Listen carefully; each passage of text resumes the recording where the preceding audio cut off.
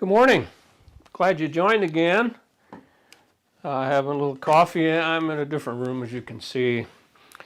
I'm in a room that I use kind of like a studio because I do some painting, but it's also where I have my coffee pot, my Keurig coffee maker. So, if we're going to have coffee on Monday, this is where I get it.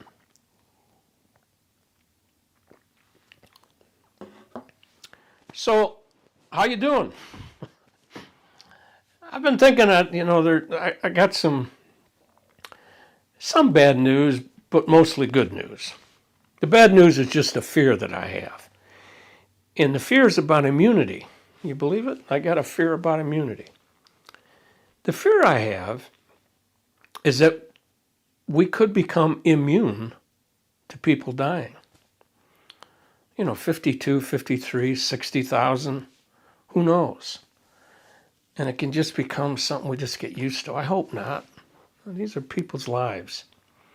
And we're in a dangerous time. So I just a fearful thing I worry about. And I'm praying that we just don't get immune to people dying.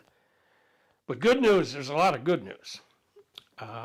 From what I hear from a lot of people like you, I think we're getting good at this, staying at home. I know it's not been easy, but the more we do it, the more we understand how valuable it is, we get better at it. And I think we're getting pretty good at it. It seems to me, that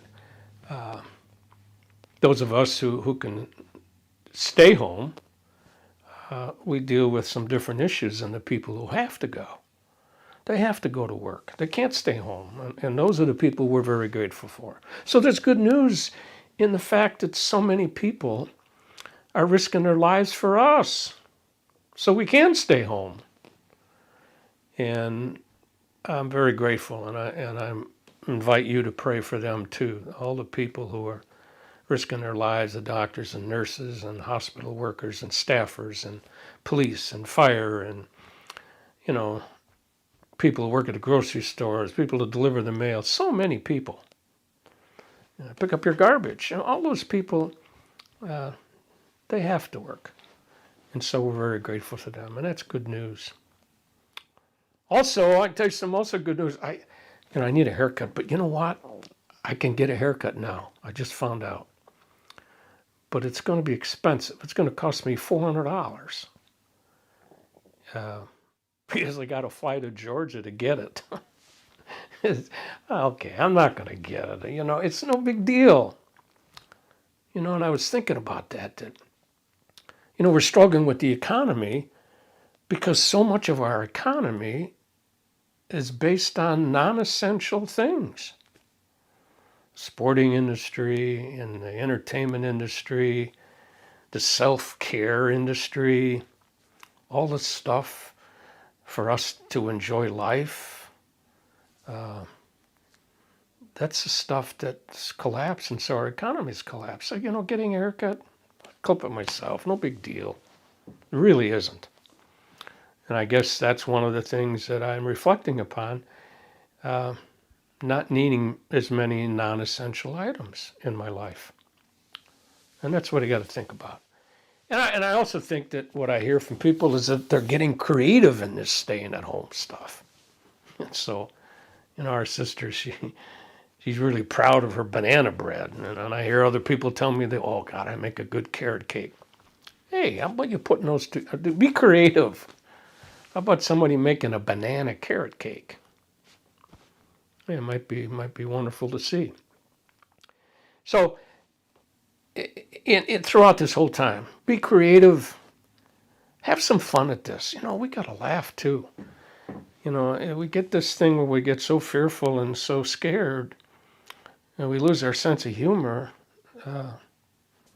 That's more dangerous than just laughing and having fun at this. I was thinking about, we lost our church services and people getting together and praying together, and we missed that. I was talking about laughing. I was reading a story about little Alec. Little Ag, when the church was still open. He's in the back of the church, and he keeps staring at this plaque. And there's pictures of people in military dress and uniforms and flags, and he stares at it. And the pastor kept saying goodbye to people, never got a chance to talk to Alec. And finally, the next week he catches Alec staring at that plaque again. He said, "You know, do you want to know what that's about?" He said, "Yeah, Father, what is that? I see these pictures. I don't know what it has to do about church." He said, "Well, look, we're trying to honor the people who have died in service." And so Alec looked at him and he said, "Died in service? Which one? The 8 or the 10:30?" Yeah, okay. It's worth laughing. I've been watching some, reruns and stuff that make me laugh. I watched some of Johnny Carson. Okay, I'm old enough that Johnny was the big thing. For you might laugh because you got hooked on Friends or Everybody Loves Raymond or Seinfeld. Look at some of them. It's worth laughing. I was watching Johnny. He had on Johnny Winters and Robin Williams together. Oof. Talk about laughing. So we need to laugh. It's worthwhile throughout this process. And the other thing that I think that I hear from people, and I recommend we stay inspired. There are people who inspire us through this, and they kind of show us that, you know what? We're going to do this, and we're going to win this thing together because we're going to start showing that we care about each other. And I'm inspired by somebody like, and I'm sure you read about him, Captain Tommy Moore, World War II veteran from Great Britain. And he just wanted to do something to help his country deal with this terrible health crisis. He's 99 years old. So he thought, I could get people maybe to pledge as I walk around my garden. He said, I want to make 100 laps around my garden. And he's got a pretty big garden. Now, he needs a walker. He can't walk without one. So it's a struggle. So he decided, I'm going to do 100 laps because my 100th birthday is coming up. I think it's coming up Friday. It took him 6 days. He was hoping to raise about $1,000 just so he could show he cared. He's raised over $25 million because people are inspired by what he did. So let us stay inspired. Last week down the street from where I live, there's a couple, and he was former mayor of Lamont. And he become a friend, and he's under some health issues recently, so I've been stopping in to see him. Well, his son arranged last week, he and his wife celebrated their 70th wedding anniversary. So his son got a word around that we could all drive by their house. So it was last Thursday, I believe it was. So we did. I couldn't believe how many cars. I mean, it took forever to get to their house. I don't know, 50, 60 or more cars.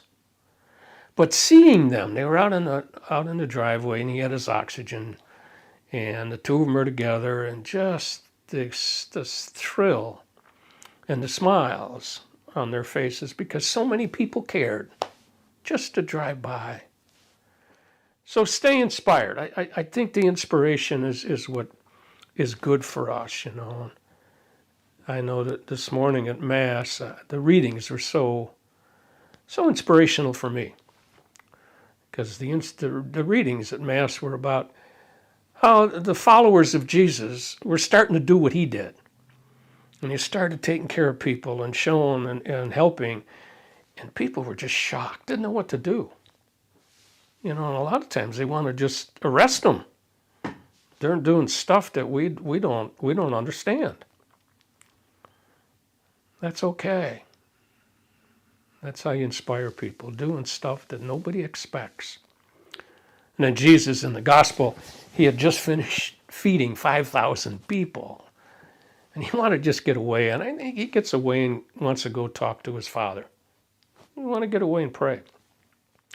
They ended up seeing him walking on the water. He was getting to the other side of the lake. Well, they chased him down, and they're clamoring for him. And then his response to them chasing him, and he says, "Are you just coming again because I fed you? I want you to do what my Father sent me here to teach, that we got to care. We got to show." And our Holy Father says, you know, you call yourself Christian, you don't need to talk about it. You need just to do it. That's what we need to do. People need to see. Even in the midst of our problem, we're reaching out and we're caring. And lastly, I'm being inspired right now by a book that I'm reading, written by a guy named Kent Keith. And the title of the book is He Did It Anyway. And it's all about new commandments of the paradoxes that exist in our life. And he was following Mother Teresa's searching and Reverend Robert Schuller, two people that I really enjoyed and were inspired by. And both of them talked about the paradoxes that existed in Jesus' life. So this guy is developing these commandments, and I just want to deal with one. And it's the paradox of life. And it goes like this. People are illogical, inconsiderate, and self-centered. Love them anyway. Jesus on the cross, forgiving the people who put him there. Or turning to the thief and say, "Hey, come on with me." He did it anyway. No matter what the circumstances, no matter what happens to me, good or bad, love anyway. Anyway, be inspired. Stay that way. And continue to be good at staying at home. It's helping. And so until I see you next week, God bless you.